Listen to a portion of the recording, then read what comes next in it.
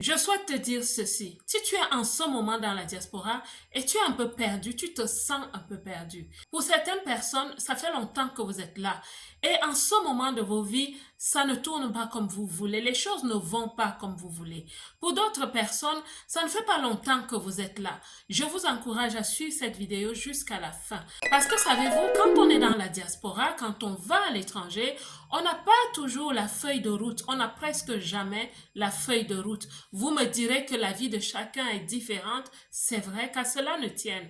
Il y a des notions et des principes qu'il est bon de savoir et ils sont valables pour tout le monde. La première chose que je vais te dire, c'est que la vie dans la diaspora n'est pas un moment de récréation. C'est pas un moment où on met pause à sa vie et on se dit, ma vie est un peu en stand-by et puis après, quand je rentre chez moi, je verrai. Non, ma belle, c'est une erreur qu'énormément de personnes font. Parce que quand on part loin de chez nous, on se dit on va à l'Eldorado. Et l'état d'esprit de l'Eldorado, c'est que tout est beau, c'est la vie, on va en jouir, c'est le moment de la marmaille et après la vie va reprendre son chemin. Non, non, non, ma belle. Tu es en train de vivre des années de ta vie, de ton destin et ce ne sont pas des années interchangeables. Ce n'est pas des années que tu vas rattraper quelque part. C'est vraiment des moments de la vie. Et pour certaines personnes, vous vous dites, oh, je viens là pour 2 ans, 3 ans, je rentre chez moi. Ce moment est vraiment le moment où tu dois capitaliser. Si tu as moins de 60 ans, tu as encore le temps de capitaliser. Il y a un dicton qui dit, en fait, c'est une citation qui dit, la jeunesse est le temps de l'échec. Donc, pendant que tu es jeune, tu peux encore t'hasarder d'échouer. Si tu as moins de 40 ans, et ça c'est le grand maximum, tu as encore peut-être le temps de t'amuser un peu. La vie de chacun de nous est un projet avec des piliers. Comme on dit généralement, les domaines de la vie. Et la vie, au-delà de tout ça, il y a une vision. Chacun de nous devrait avoir une vision. Et quand tu as une vision, tu comprends, tu dois la suivre, tu dois travailler sur ta vision, tu dois te rassurer que tu poses des jalons. Année après année, tu dois porter du fruit. Savez-vous, quand on parle de croissance, on ne parle pas simplement du fait de grandir en stature physique. On parle aussi de tout ce qui vient avec. Nous avons un esprit, nous avons une âme, nous avons un mental, nous avons une vie à construire. La stature mentale a besoin de croître. La stature émotionnelle a besoin de croître. Et quand tout ça croît normalement, on finit par porter des fruits. La vie commence aussi à croître. Ça veut dire que les jalons de notre vie, que ce soit au niveau professionnel, relationnel, financier, autant que nous vieillissons, si vous voulez, autant que nous nous assagissons et que nous gagnons en maturité, les réalisations de la vie doivent aussi croître. C'est ce que je vous souhaite. La deuxième chose dont je vais te parler, c'est que ton don peut devenir un talent. Ton talent peut être transformé en compétence et ta compétence peut devenir une expertise. Ceux qui réussissent vraiment ont développé l'art d'une seule chose. Ils sont devenus maîtres en une seule chose. Je vous parle des réseaux sociaux, mais la vie en général se fait ainsi. Monsieur Donald Trump, qui est aujourd'hui président des États-Unis, est quelqu'un qu'on connaissait pour une seule chose. Il est magnat de l'immobilier. Quand on parlait de Donald Trump, on pensait à l'immobilier. Il y a des marques, quand tu les prononces, tu penses à quelque chose de particulier. Ça peut être la beauté, ça peut être le voyage, ça peut être les finances, l'investissement. La vie est ainsi. Et tout commence par une semence. Pour nous qui sommes à l'étranger, on entend presque chaque jour qu'une nouvelle loi, un décret a été promulgué au sujet de l'immigration. Ça veut dire qu'on est assis, l'oreille collée à la radio, comme on disait avant, on écoute, on suit, on essaie de tracer, d'analyser, parce qu'on souhaite comprendre qu'est-ce qui se passe vraiment avec l'immigration. Certains d'entre nous se posent aussi la question de savoir qu'est-ce que je deviens. Alors, dans cette vidéo, je viens vous parler du don.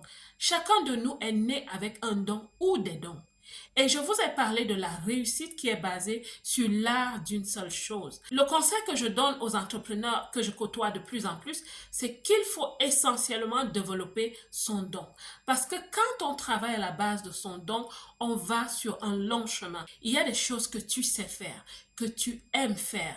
comprends que le don que tu commences à développer, que tu commences à exercer, va devenir un talent un jour. Les gens vont commencer à t'écouter, à te comprendre, à te chercher, à être curieux de ce que tu développes. Ton don deviendra une compétence. Et cette compétence deviendra un jour une expertise. Cette expertise va d'abord t'aider à créer un job pour toi-même et plus tard une entreprise. Ton don deviendra un jour une entreprise. Le troisième point que je souhaite partager avec toi, c'est qu'à 80 ans, on n'a plus la force qu'on avait à 40 ans. Il y a une citation qui dit « Qui a le temps et attend le temps perd son temps ».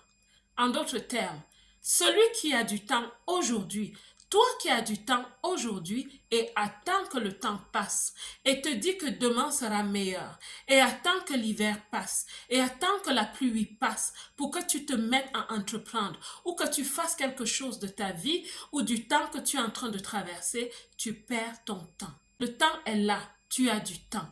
Scientifiquement, il y a un outil de développement personnel qu'on appelle la matrice d'Eisenhower.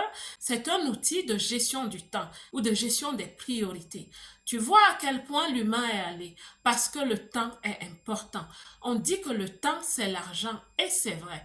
Le temps que tu passes à ne pas te développer, le temps que tu traverses à faire les boîtes de nuit à l'étranger, à faire des choses, des activités qui ne t'ajoutent pas vraiment de la valeur ou de la valeur à ton temps, ce temps est perdu. L'une des choses qu'on ne te dira jamais quand tu arrives dans la diaspora, c'est que le temps compte, que la gestion des priorités est très importante. La quatrième chose dont je vais te parler va peut-être t'amuser, mais je t'assure, c'est vrai. Avoir un passeport étranger n'est pas une fin en soi. L'une des choses qu'on nous dit quand on arrive à l'étranger, c'est dépêche-toi, bats-toi pour avoir ton passeport rouge, parce que c'est la vie, c'est le succès.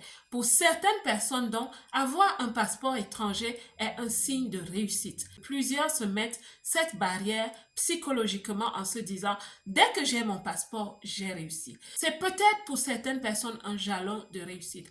Qu'à cela ne tienne. Nous sommes dans les pays où avoir un permis de conduire n'a pas besoin que tu aies un passeport. Acheter une voiture n'a pas besoin que tu aies un passeport. Certaines personnes ont acheté des maisons, n'ont pas eu besoin d'avoir un passeport.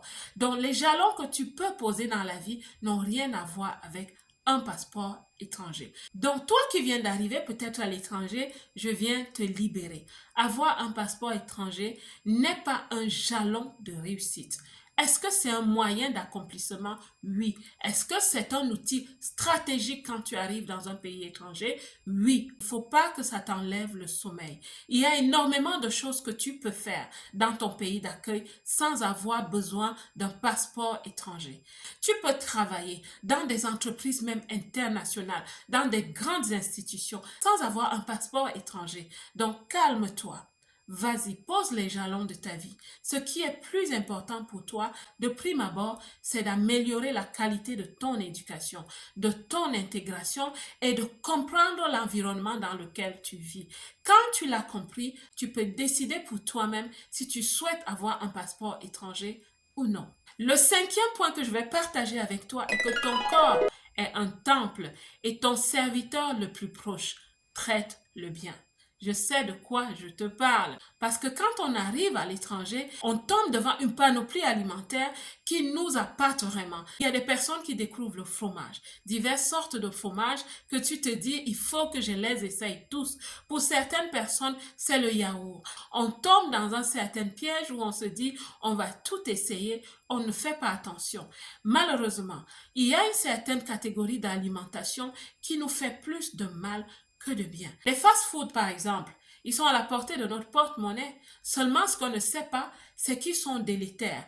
Ils sont vraiment nuisibles à notre santé. Et votre corps, comme je vous l'ai dit, est votre temple. Vous habitez dans ce temple. Quand vous êtes dans une maison, vous faites le ménage chaque jour, n'est-ce pas? C'est la même chose avec notre organisme. Et nous avons besoin de notre corps en santé, fort, pour courir la course de tous les matins, de tous les jours, quand on va chercher notre pain. Ce qu'on conseille généralement, c'est que nourrissez-vous à 50% de ce que vous trouvez dans les supermarchés du pays qui vous accueille et à 50% de ce qui vous a fait grandir.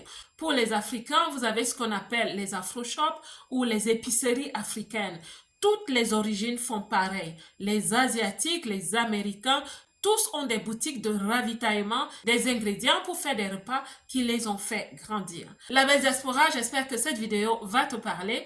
Quant à moi, je dois impérativement aller me changer parce que comme vous pouvez le voir, j'ai fait un traitement de cheveux aujourd'hui et j'ai badigeonné mes cheveux d'huile naturelle et voici ce que ça me fait pendant que je vous fais cette vidéo. Que Dieu vous bénisse. Quant à moi, comme d'habitude, je vous aime.